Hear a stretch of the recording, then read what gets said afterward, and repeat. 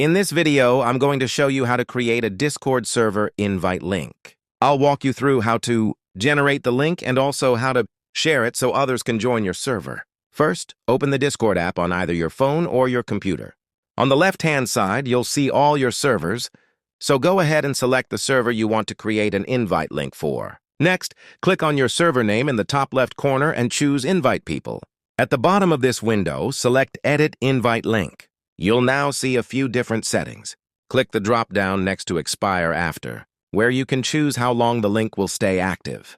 You can create a temporary link with a time limit, or set it to Never so the link becomes permanent. Then click the drop-down next to Max Number of Uses. Here you can limit how many people can use the link, or select No Limit to keep it permanent. There's also an option to make people who join through the link temporary members, meaning they'll be removed once they disconnect.